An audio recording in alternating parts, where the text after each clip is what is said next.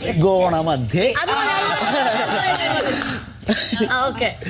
ത്രികോണമധ്യേ മൂലബിന്ദു കുടുങ്ങി ഭുജ ഭുജ ദ്വിഭുജ ചതുർഭുജ വടിവിൽ തെറ്റി.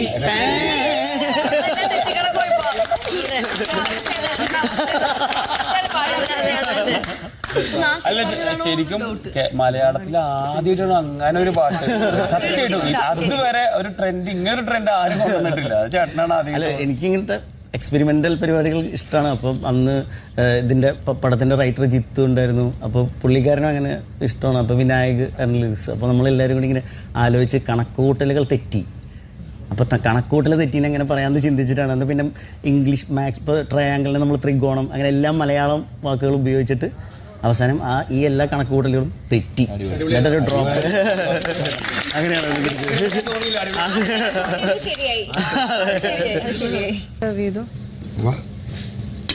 എടുത്തോ. ക്ലീനാ തിരിച്ചു വെച്ചോ. അങ്ങോട്ടും ഇങ്ങോട്ടും അല്ല, ഇങ്ങനെ വെക്കാം. Okay, ready.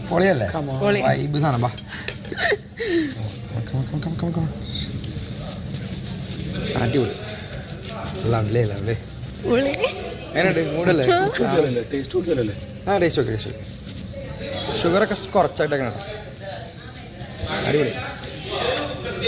ഒരു വൈബ് ഞങ്ങക്ക് ഫീൽ ചെയ്തു. ആരോ വരുന്നുണ്ട്. ഇവിടെ വരുന്ന ഫസ്റ്റ് ഗസ്റ്റ് നിങ്ങളാണ്.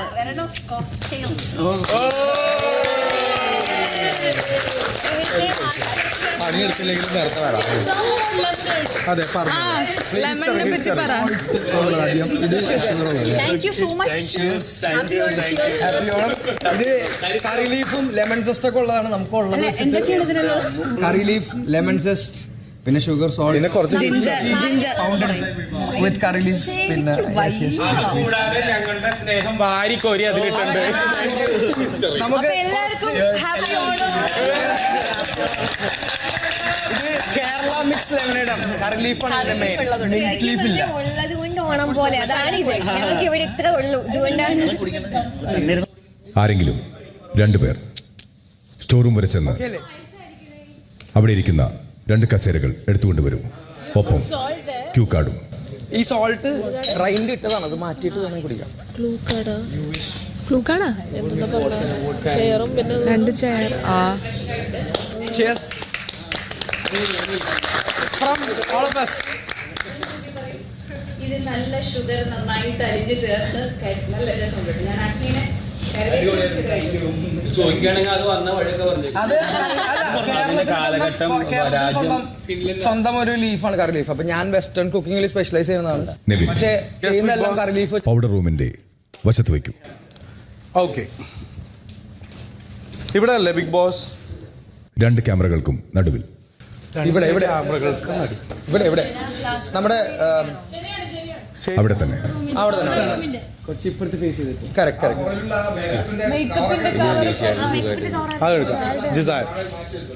അത് താഴത്തേക്ക് വെച്ചു, അതിന്റെ അടിയിലേക്ക് വെച്ചപ്പോ ക്യാമറയിൽ അത് കുഴപ്പമില്ല. ക്യാമറ അതിഥികൾക്ക് 2 പേർക്കും ആ കസേരകളിൽ ഇരിക്കാം. പ്ലീസ്. തൽക്കാലം ഇവിടെ പ്ലീസ് ചെയ്ത് പിന്നെ എടുത്തോണ്ട് പോകാം കേട്ടോ. ബാക്കി എല്ലാവരും സോഫയിലിരിക്കുക.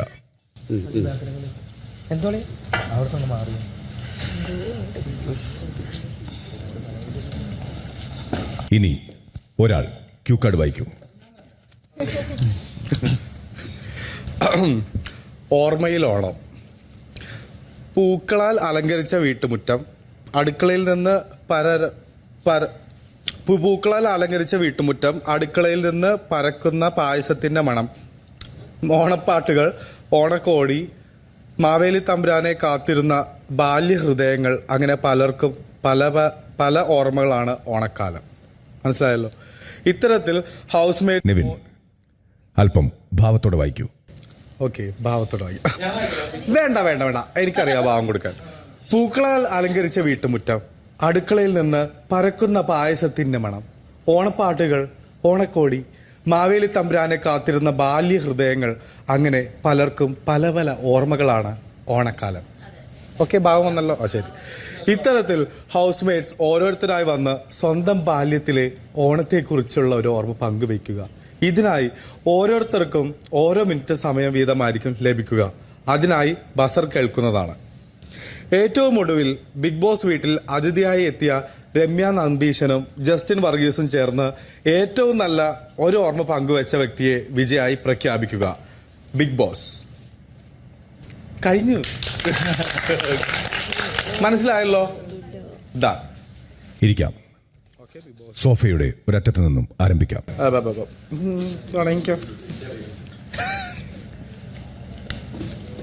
ബസർ കേൾക്കുമ്പോൾ ആരംഭിക്കുക. പ്ലീസ് ഒന്ന് ആലോചിച്ച്. ഞാനല്ലേ ഒരു മിനിറ്റ്.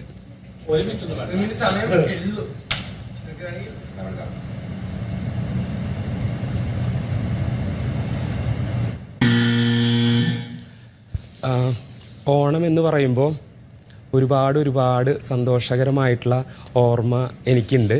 സന്തോഷം എന്ന് പറഞ്ഞിട്ടുണ്ടെങ്കിൽ എങ്ങനെയാണ് എനിക്കത് എക്സ്പ്രസ് ചെയ്യേണ്ടത് എന്നറിയില്ല. ഊഞ്ഞാലാട്ടവും അതുപോലെ തന്നെ ഒരുപാട് നന്മ നിറഞ്ഞ ഒരു ഗ്രാമത്തിൽ നിന്നാണ് ഞാൻ വരുന്നത്. അതുകൊണ്ട് തന്നെ എനിക്ക് ഒരുപാട് ഓർമ്മകളുണ്ട്.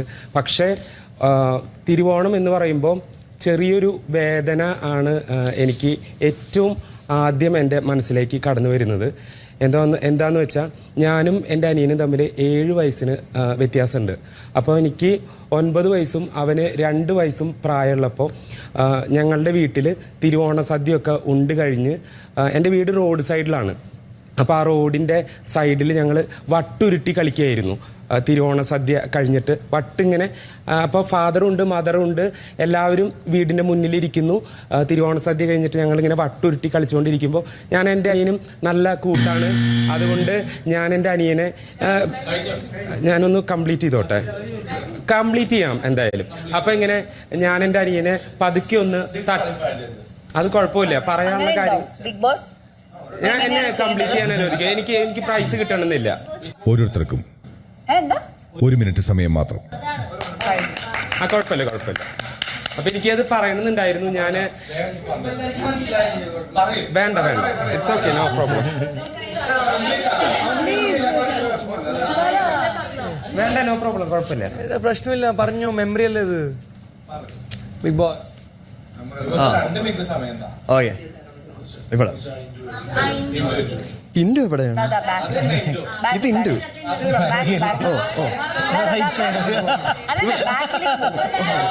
ഓ ഇതാണ് ഇൻഡു. ഓ അത് ഞാൻ കണ്ടില്ല. പഠിച്ചോളൂ.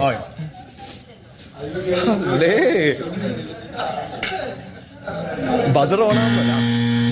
ഓക്കെ, എനിക്ക് ഓണം എന്ന് പറയുമ്പോ രാവിലെ എടീറ്റ് നല്ല കസവും മുണ്ടും കുർത്തയൊക്കെ ഇട്ട് അമ്മ നല്ല സദ്യയെല്ലാം ഉണ്ടാക്കി എൻ്റെ വല്യച്ഛനും വല്യമ്മയും നാട്ടുകാരല്ല എൻ്റെ കുടുംബക്കാരെല്ലാം കൂടെ വന്ന് നമ്മൾ നല്ലൊരു സദ്യ കഴിക്കും. ചോറ്, പരിപ്പ്, കുറെ കൂട്ടുകറികൾ, പിന്നെ സാമ്പാർ വരും, പിന്നെ പായസം, പിന്നെ അവസാനം പുളിശ്ശേരിയല്ല. അത് കഴിഞ്ഞിട്ട് രാത്രി ഞാൻ എൻ്റെ കൂട്ടുകാരോടെ പോയി കുറച്ച് കലാപരിപാടികൾ ചെയ്യും. അതും നമ്മൾ തുടങ്ങുന്ന തൊട്ട് അവസാനം വരെ മുണ്ടെടുത്തായിരിക്കും ഫുൾ പരിപാടികൾ. ഇത് തന്നെ. പിന്നെ എന്താ പറയാ, 1 മിനിറ്റ് കൂടെ. അല്ലെ, ഇതാണ് പൊതുവെ ഞാൻ ചെയ്യുന്നത്. കുട്ടിക്കാലത്ത് കാണാം. അയ്യോ ബാല്യകാലം. അയ്യോ